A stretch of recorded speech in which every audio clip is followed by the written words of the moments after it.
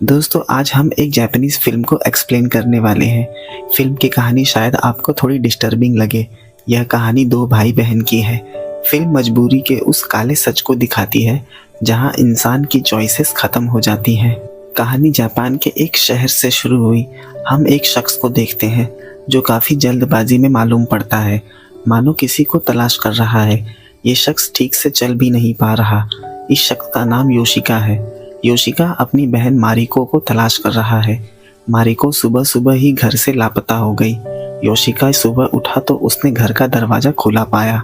उसने अपने किसी करीबी को फ़ोन कर इस बात की जानकारी भी दी कि मेरी बहन फिर से लापता हो गई। वहाँ एक सिक्योरिटी ऑफिसर ने समुंदर के किनारे से एक जूता निकालकर उसे दिया। ये जूता मारिको का ही मालूम पड़ता है। कहीं वो डूबकर मर तो नहीं गई, लेकिन योशिका को उम्मीद है कि उसकी बहन यहीं कहीं आसपास ही होगी। अपनी बहन की मिसिंग रिपोर्ट करवाने भी नहीं गया और वहीं सड़कों पर उसे ढूंढने में लग गया। जब वो ढूंढ कर थक गया तो अपने घर चला गया, जहां वो इस रेंट हाउस में अकेले ही अपनी बहन के साथ रहता है। तभी उसके फ़ोन पर एक कॉल आया जो कि पे फ़ोन से किया गया था। जब योशिका उस जगह पहुंचा तो वहां उसे एक शख्स मिला।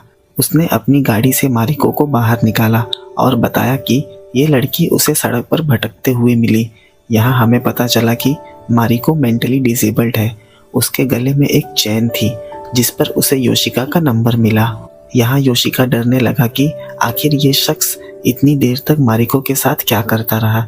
फिर वो उसे लेकर घर चला गया। घर पर उसने मारिको के पैंट में पैसे देखे। उसे समझ नहीं आया कि आखिर उसकी जेब में ये पैसा आया कहाँ से। फिर उसे मारिको के कपड़ों पर कुछ धब्बे भी दिखाई दिए। यहाँ योशिका का शक सही निकला। उस शख्स ने ही मारिको के साथ गलत काम किया और उसकी जेब में भी पैसे उसने ही डाले थे। उसने इस बारे में मारिको से पूछा, लेकिन वो कुछ नहीं बता पाई, क्योंकि अगर उसमें इतनी ही समझ होती तो वो शख्स उसका फ़ायदा नहीं उठा पाता। गुस्से में योशिका ने उसे मारा भी और वो पैसे मारिको ने अपने छोटे से पिगी बैंक में डाल दिए। योशिका पूरी तरह से बर्बाद इंसान है, जिसकी जेब में एक फूटी कौड़ी नहीं और ना ही कोई काम है उसके पास जिससे वो कुछ पैसे कमा सके। घर का मालिक भी घर से बाहर निकालने की कई बार धमकी दे चुका है, क्योंकि कई महीनों से उसने रेंट भी नहीं भरा। उसे पिछली नौकरी से भी निकाल दिया। उसे समझ नहीं आता कि कहाँ जाए और क्या करे। इस पर से उसके साथ एक मेंटली डिसेबल्ड बहन, जो कि उसकी सबसे बड़ी जिम्मेदारी है। दूसरे दिन उसे टैक्सी प्रमोशन का कार्ड मिला, जिसमें घर पर ही बैठकर उसे टिश्यू पैक करने थे। इसमें भी कुछ खास पैसे नहीं, शायद एक दिन का खाना निकल जाए। उसी वक्त मालिक बाहर आकर रेंट के लिए दरवाज़ा पीटने लगा, लेकिन योशिका ने दरवाज़ा नहीं खोला। हम देखते हैं दूसरे दिन टिश्यू भरने का जो काम मिला था वो भी ख़त्म हो गया। अब उसके पास कोई काम नहीं था। मारिको दिन भर बस सोकर पेपर पर कलर लगाती रहती है। दूसरे दिन वो अपने एक दोस्त से मिला, साथ उसकी प्रेग्नेंट पत्नी भी थी। योशिका ने उससे कुछ पैसे मांगे ताकि वो अपना रेंट भर सके, लेकिन दोस्त ने मना कर दिया क्योंकि इतने पैसे उसके पास भी नहीं। यहाँ योशिका उसके सामने रोने गिड़गिड़ाने का नाटक करने लगा तो उसने अपने पर्स से कुछ पैसे निकालकर उसे दे दिए, लेकिन योशिका के लिए इतने पैसे पर्याप्त नहीं। उस शख्स ने अपनी पत्नी के पर्स से उसे पैसे निकालकर देने चाहे, लेकिन पत्नी ने उससे पैसे छीन लिए, क्योंकि ये पैसे उसने अपने आने वाले बच्चे के लिए जमा करके रखे हैं। 2 दिनों बाद योशिका ने मारिको का पिगी बैंक भी तोड़कर उसमें से सिक्के निकाल लिए, जिसे देख मारिको रोने लगी। इन सिक्कों से उनका आज का खर्चा तो निकल ही जाएगा। अगले दिन फिर से वही मसला सामने आ गया। आखिर क्या करे, कुछ समझ नहीं आ रहा। उनके घर पर जो बचे कुचे फूड रैपर थे, दोनों उसे चाटने लगे। बाहर घर का मालिक फिर आ गया, लेकिन योशिका ने दरवाज़ा नहीं खोला, इसलिए मकान मालिक ने घर की बिजली काट दी। घर में अंधेरा छा गया। रात दोनों एक कचरे के ढेर के पास गए। पूरा कचरे का ढेर छान मारने के बाद उन्हें एक पिज़्ज़ा बॉक्स मिला, जिसमें एक पिज़्ज़ा की स्लाइस बची हुई थी। ये देख दोनों के चेहरे पर खुशी आई ही थी कि तभी वहाँ एक भिखारी ने आकर उनसे वो बॉक्स भी छीन लिया, जैसे कि ये कचरे का ढेर उसकी प्राइवेट प्रॉपर्टी हो, या फिर वो उन दोनों से ज़्यादा भूखा था। दोनों वहाँ से भूखे प्यासे घर चले गए। रात उसने घर में टॉर्च लेकर देखा तो मारिको टिश्यू चबा रही थी। योशिका को किसी भी तरह से पैसे चाहिए। यहाँ उसने पैसे कमाने का ऐसा रास्ता सोचा जो उनके बीच के रिश्ते को शर्मसार कर देगा। वो अपनी मारिको को क्लाइंट्स के पास बेचने निकल गया। सबसे पहले वो सड़क के किनारे खड़ी ट्रक्स के पास गया। उसमें बैठे ड्राइवर से उसने 10,000 येन मांगे। 2-3 लोगों ने तो उसे गाली देकर वहां से भगा दिया। यहाँ हम देखते हैं कि पैसों के लिए योशिका किस हद तक गिर सकता है। एक ड्राइवर ने उसकी डील एक्सेप्ट कर ली, लेकिन ट्रक के अंदर मारिको ने उसके हाथ पर काट लिया। गुस्से में ड्राइवर ने योशिका से सारे पैसे वापस ले लिए। योशिका यही नहीं रुका, वो मारिको को ले जाकर उसका मेकअप करने लगा ताकि क्लाइंट से डील करने के लिए वो अच्छी दिख सके। रात वो मारिको को लेकर एक रेड लाइट एरिया में पहुंचा। वहां वो एक शख्स से डील कर ही रहा होता है कि पीछे से 2 शख्स आकर उसे मारने लगे। दोनों इसी एरिया के एजेंट्स थे और यहाँ बिजनेस करने की उसके पास परमिशन भी नहीं। वहाँ उस शख्स ने योशिका के साथ 10,000 येन में डील कर ली। योशिका को पुराने विजन्स आने लगे। जब मारिको छोटी थी तो उसकी माँ हमेशा योशिका पर चिल्लाती क्योंकि वो कभी भी मारिको की अच्छे से देखभाल नहीं करता था। लेकिन इतना कुछ होने के बाद भी योशिका को जरा सा भी गिल्ट नहीं। उस दिन उन्होंने भरपेट खाना खाया, लेकिन इस खाने की कीमत पैसों से कई ज़्यादा थी। पैसों ने भूख तो मिटा दी, लेकिन दोनों के बीच जो एक प्योर बॉन्ड था उसे ख़त्म कर दिया। सुबह हमने देखा एक बूढ़े शख्स ने अपने मेल बॉक्स से एक पर्चा निकाला। उसने पर्चे पर लिखे नंबर पर फ़ोन मिलाया। ये नंबर योशिका का था। अब उसने खुद हाथ से पर्चे बनाकर लोगों के मेल बॉक्स में डालना शुरू कर दिया था ताकि उसे क्लाइंट को बाहर जाकर ढूंढने की ज़रूरत न पड़े। रात वो उस बूढ़े शख्स के घर गया और मारिको को उस शख्स के साथ भेज दिया। उसके बाद वो बाहर खड़ा होकर इंतज़ार करने लगा। थोड़ी देर बाद वो बाहर आई। उसके बाद योशिका उसे लेकर घर चला गया। सुबह हमें योशिका का कंफ्यूज्ड चेहरा देख कुछ समझ नहीं आता कि आखिर उसे अपने आप पर शर्म आ रही है या वो इस काम को और आगे लेकर जाने की सोच रहा है। उसने मारिको का पिगी बैंक फिर से जोड़ दिया और उसमें कुछ पैसे भी डाल दिए। सुबह दोनों शहर में निकल गए और सभी के मेल बॉक्स में वो पर्चे डालने लगे। योशिका ये पर्चे घर पर खुद ही बनाता। हम देखते हैं मारिको ने वो सारे पर्चे हवा में उड़ा दिए और वो हर जगह सड़क पर ही बिखर गए। योशिका भी उसे कलेक्ट नहीं कर पाया।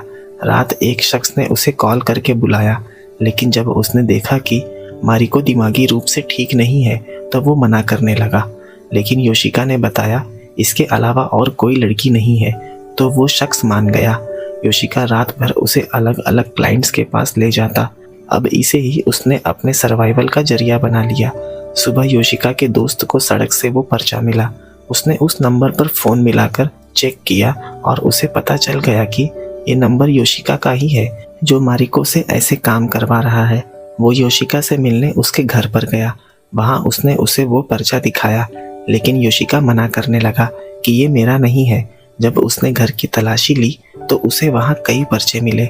उसने योशिका को वहाँ बहुत समझाया कि उसे ये सब बंद कर देना चाहिए, कम से कम उसे मारिको के बारे में सोचना चाहिए। लेकिन योशिका उलट उससे ही बहस करने लगा कि कई रात उसे भूखे पेट सोना पड़ा और इस अपाहिज शरीर के साथ वो कर भी क्या पाएगा। अब कोई उसे काम भी नहीं देता। लेकिन उसके दोस्त को पैसे कमाने का ये तरीका उचित नहीं लगा। यहाँ समस्या योशिका के पैरों में नहीं, उसके दिमाग में थी। यहाँ तक कि उसने ये भी कह दिया कि अब वो रुकने वाला नहीं। उसी वक्त उसके दोस्त ने योशिका से सारे संबंध तोड़ दिए क्योंकि पैसों में अंधे योशिका को इंसानियत नहीं दिखाई देती। वो शख्स वहाँ से चला गया। दूसरे दिन हमने देखा कुछ स्कूल के लड़के मिलकर एक लड़के को बुली कर रहे हैं। उन्होंने उस लड़के को वहाँ बहुत मारा। तभी वहाँ उन्हें वही पर्चा मिला जिसे उस दिन मारिको ने सड़क पर ही उड़ा दिया था। उन्होंने योशिका को कॉल कर अपने एड्रेस पर बुलाया। वो मारिको के साथ उस जगह पहुँच गया। उस लड़के को तो लगा था कोई लड़की अकेली आएगी क्योंकि वो योशिका को साथ देख हैरान थे। उनका एक दोस्त उससे डील करने लगा। बाकी दोस्त छिपकर उसे देखने लगे। उसने उस लड़के से पैसे लिए और मारिको को उसके साथ भेज दिया। योशिका वहीं बाहर बैठ उसका इंतज़ार करने लगा। तभी उसके सभी दोस्त ने आकर योशिका को पकड़ लिया और उसे मारने लगे। उसका पैसों वाला बैग छीनने लगे। किसी तरह उसने उन लड़कों से अपना पीछा छुड़ाया। सभी लड़के वहाँ से भाग गए। थोड़ी देर बाद मारिको बाहर आई। उसके बाद वो उसे अपने साथ लेकर चला गया। रात शहर में फेस्टिवल था। लोगों की भीड़ लगी थी। दोनों ने उस रात एक साथ सेलिब्रेट किया। मारिको की तरफ देख योशिका अपनी माँ को याद करने लगा, क्योंकि वो अपनी जिम्मेदारियां निभाने में पूरी तरह से असफल रहा। दूसरे दिन उसने पाया कि मारिको प्रेग्नेंट है। यहाँ उसके लिए एक और मुसीबत खड़ी हो गई। वो उसे डॉक्टर के पास ले गया। वहाँ जांच करवाने पर पता चला कि मारिको 12 वीक्स की प्रेग्नेंट है। डॉक्टर को लगा शायद से योशिका उसका पति है, लेकिन उसने बताया कि वो मारिको का भाई है। डॉक्टर ने पिता के बारे में पूछा, लेकिन योशिका ने उसे कुछ भी नहीं बताया। आखिर बताता भी क्या कि उसने ही उसका सौदा किया। वो डॉक्टर के सामने ही बैठा मारिको को देखता रहा और वो खुद से ही सवाल करता रहा कि शायद उससे बहुत बड़ी गलती हो चुकी है, जिसे वो कभी बदल नहीं सकता। उसने डॉक्टर से अबॉर्शन के लिए कहा। डॉक्टर ने बताया उसे लीगल पेपर वर्क करना होगा, जिसके उसे 80,000 येन चुकाने होंगे। इतने पैसे सुन उसकी चिंता और बढ़ गई। वो मारिको को लेकर वहाँ से चला गया। डॉक्टर ने उसे समझाया कि वो जितना देर करता जाएगा उसे अबॉर्ट करवाना उतना ही मुश्किल होगा, लेकिन फिर भी योशिका वहाँ से चला गया। दूसरे दिन वो मदद के लिए अपने दोस्त के पास गया, जो कि पहले ही उससे अपने संबंध तोड़ चुका है। लेकिन इस बार योशिका को पैसे नहीं चाहिए। उसने बस कुछ घंटों तक मारिको का ध्यान रखने के लिए कहा। थोड़ी ही देर में वो लौट आएगा। दोस्त भी उसकी बात मान गया। वहाँ से योशिका अपने एक क्लाइंट के पास गया, जो कि ड्वार्फ है, कद में छोटा। अक्सर वो मारिको को इसी शख्स के पास ले आया करता था। यहाँ योशिका ने उसे मारिको की प्रेगनेंसी वाली बात बताई। उसने कहा कि अगर तुम मारिको से शादी कर लो तो सब ठीक हो जाएगा। मारिको सबसे ज़्यादा इसी शख्स के पास आया करती थी, लेकिन उसने कहा कि मारिको उसे बिल्कुल भी पसंद नहीं और उसने योशिका को वहाँ से भगा दिया। योशिका अपना माथा पीटने लगा। यहाँ उसके दोस्त ने कॉल करके बताया कि मारिको घर से निकलकर फिर से कहीं चली गई। लेकिन जब योशिका वहाँ से नीचे उतरा तो मारिको उससे सामने ही खड़ी हुई मिली। मारिको आज भी वहाँ वही करने आई थी, जिसके लिए योशिका उसे अक्सर लेकर आया करता था। योशिका उसे साथ लेकर जाने लगा, लेकिन वो जाने को तैयार नहीं। वहीं सड़क पर लेटकर रोने लगी। वहाँ से दोनों बीच पर चले गए। तभी वहाँ उसकी पुरानी कंपनी का मालिक आ गया। उसने बताया कि एक कर्मचारी ने जॉब छोड़ दिया है, इसलिए वो योशिका को दोबारा काम पर रखना चाहते हैं। लेकिन योशिका ने उसकी किसी भी बात का जवाब नहीं दिया और वहाँ गुस्से में वो मारिको को मारने लगा। जब उस शख्स ने उसे छुड़ाने की कोशिश करी तो वो उस पे भी टूट पड़ा और चिल्लाने लगा कि आज उनकी ये हालत सिर्फ उस शख्स की वजह से ही हुई। वो शख्स वहाँ से भाग गया। रात सोते वक्त ही योशिका अचानक से उठ गया और एक बड़ा सा पत्थर लेकर आया। उसका इरादा मारिको को ख़त्म करने का था, लेकिन वो उसे मार नहीं पाया।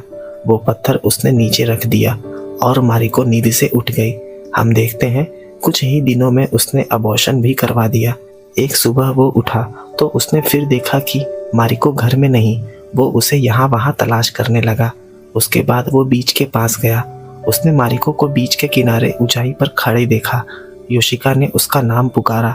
मारिको ने उसे पीछे मुड़कर देखा, जैसे वो बहुत कुछ कहना चाहती हो।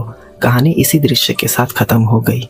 दोस्तों, अगर कहानी पसंद आई हो तो वीडियोस को लाइक, शेयर और चैनल को सब्सक्राइब जरूर कर दें।